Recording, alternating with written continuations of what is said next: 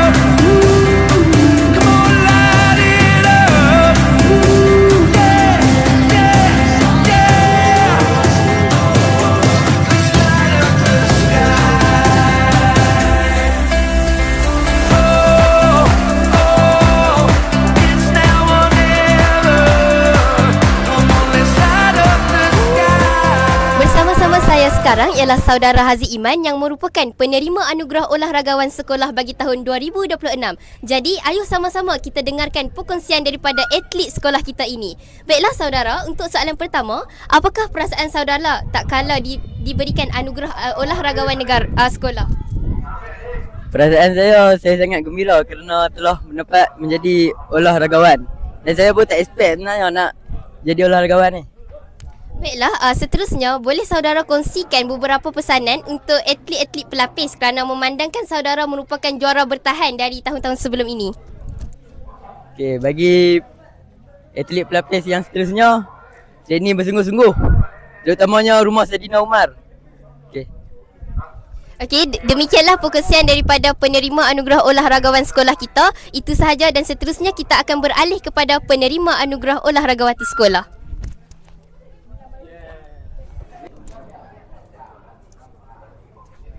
Bersama-sama saya sekarang pula ialah saudari Dini yang merupakan penerima anugerah olahragawati sekolah untuk tahun 2026.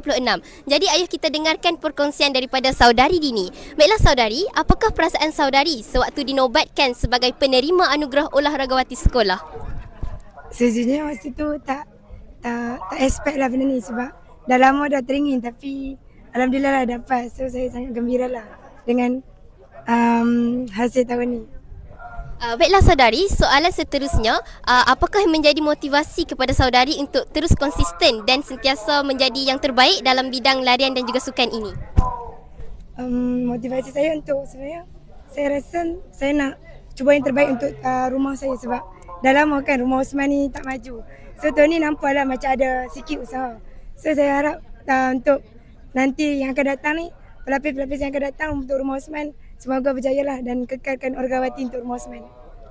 Terima kasih diucapkan kepada saudari Dini di atas kesudian meluangkan masa bersama iQuiz TV dan menjawab soalan daripada kami. Diharapkan kata-kata dan pesanan daripada olahragawan dan juga olahragawati kita menjadi satu suntikan semangat untuk terus kita maju dalam bidang sukan iQuiz. Sekian, terima kasih.